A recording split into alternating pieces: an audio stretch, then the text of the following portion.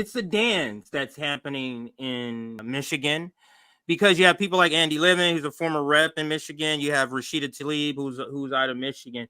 Then you have the other side, and a lot of people don't know this, but the governor of Michigan is actually one of the co-chairs for the Biden administration, Biden campaign. I'm sorry, she's the co-chair, and that is Gretchen Whitmer. I think that's how you say her name.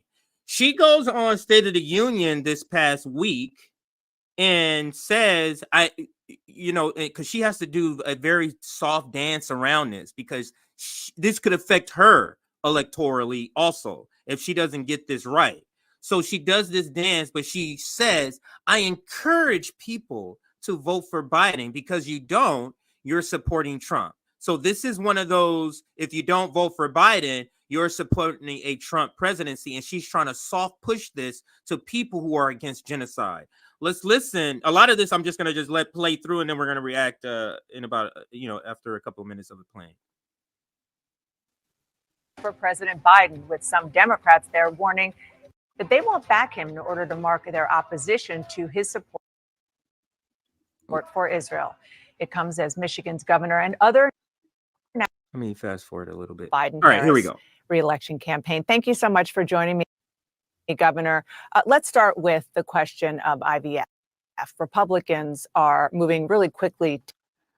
So, this is the IVF ruling. That is an important topic to talk about, but just for the sake of time, just so we can save time, I was going to play that part. I'm going to skip past it just to get to the Gaza, to the Michigan stuff. So let me just skip past it a little bit. Care that women need all across. Yeah, let me skip past it just a little bit here. Well, I'm not sure what we're going to see on Tuesday, to tell you the truth. I can tell you this. Let's include her question. So she asked her, what is going to happen with the uncommitted vote? That's what Dana Bass asked the governor. Let's listen to her. Let's listen to her important work that needs to be done here in Michigan. I don't take any of it for granted, and I know that President Biden doesn't either. They've got a real organization here. They're going to work to earn every vote.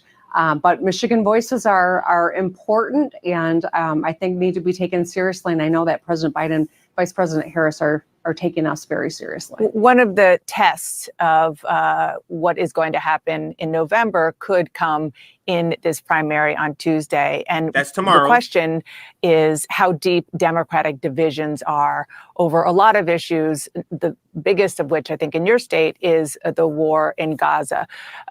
Some of the leaders, very vocal, respected leaders inside your state, Rashida Tlaib is one of them. They're pushing Democrats to vote uncommitted on Tuesday instead of voting for President Biden in order to send a message and to protest what the president is doing. This is a real serious campaign by people like Rashida Tlaib and others. How many uncommitted votes do you think we're going to see on Tuesday? How worried are you?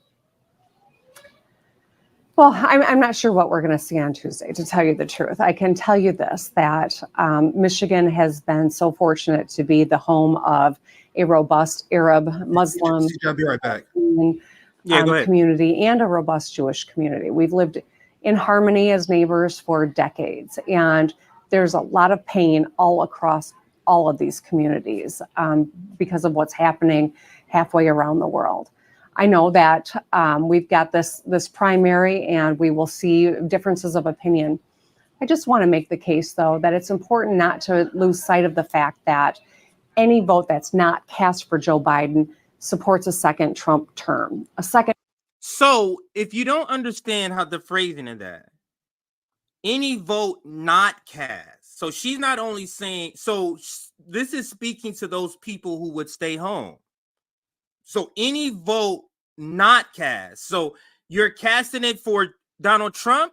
You're casting it for Donald Trump. You're casting it for a third party. You're casting it for Donald Trump. That's usually how the vote shaming goes. You vote for anybody other than Joe Biden, you're casting it for Donald Trump.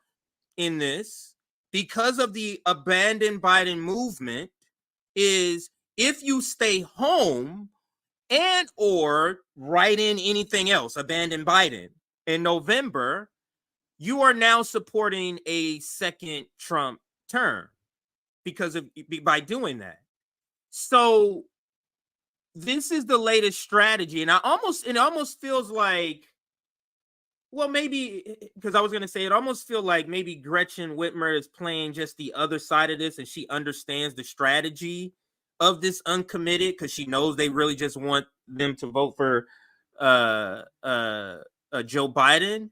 So maybe she's not necessarily coordinating it with this, but in communication. I wouldn't be surprised that she's not in direct communication with a lot of the people who are part of this uncommitted. Because remember, uncommitted, according to Annie Levin, wants Biden to win in November. They want these same people who are voting uncommitted to come out in November and vote. So let's listen to the rest of what Gretchen says here. Second Trump term would be devastating, not just on fundamental rights, not just on our democracy here at home, but also when it comes to foreign policy. This was a man who promoted a Muslim ban. This is, I think, a very high stakes moment. I am encouraging people to cast an affirmative vote for President Biden. I understand the pain that people are feeling, and I'll continue to work to build bridges with folks in all these words. I understand the pain. It's very reminiscent of sales training that I used to give, of acknowledging, in the cases of sales, acknowledging the pain of not having money, acknowledging the pain of not wanting a particular, I can understand why you wouldn't want this text messaging plan because of this, and this. It is a tactic to have, even though your position hasn't changed. My position of trying to sell you this feature hasn't changed, but I must acknowledge whatever you're saying, and that is the sales strategy. And they're just applying this to the people, because this is like saying thoughts and prayers. Thoughts and prayers without changing policy does what? I hear your pain without changing policy does what for the person that is going through the pain? But that's the strategy a lot of times of these social democrats. Let's listen to a little more Gretchen Whitmer. Of these communities, because they're all important to me, they're all important to Michigan, and I know they're all important to President Biden as well.